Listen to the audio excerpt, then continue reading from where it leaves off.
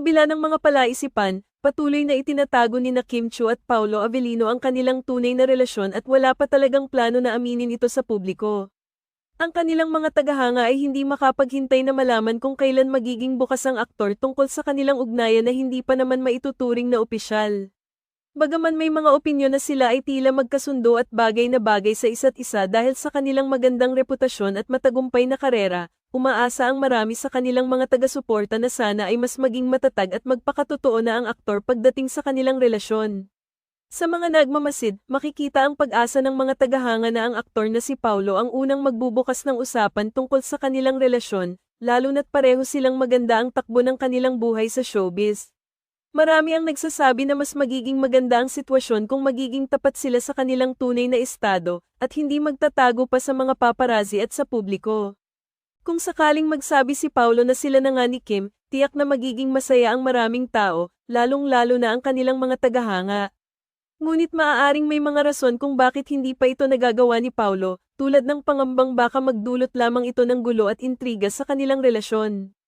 Ang mga ganitong sitwasyon ay madalas na nagiging sanhi ng hindi pagkakaintindihan at mas malalaking isyu na maaaring makasira sa kanilang pribadong buhay.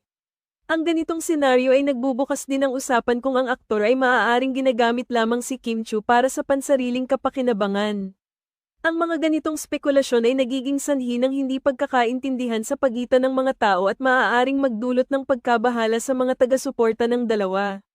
Ang mga ganitong intriga ay nagdudulot ng iba pang katanungan at mga haka-haka sa tunay na kalagayan ng kanilang relasyon. Minsan, ang hindi pag-amin ng mga sikat na personalidad sa kanilang relasyon ay nagiging sanhi ng pag-usbong ng iba't ibang haka-haka at spekulasyon mula sa publiko.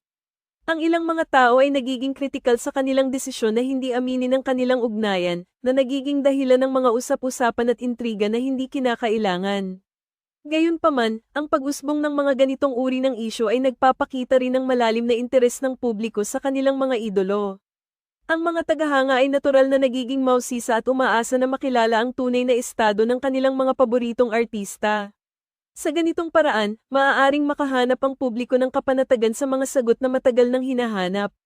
Sa kabila ng lahat ng ito, mahalaga pa rin na magbigay respeto sa kanilang desisyon na itago ang kanilang tunay na relasyon.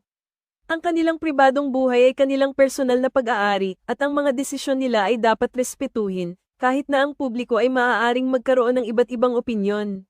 Sa huli, ang kanilang relasyon ay isang bagay na tanging sila lamang ang makakapagdesisyon kung paano nila ito haharapin at kung kailan nila nais na ipakita ito sa publiko.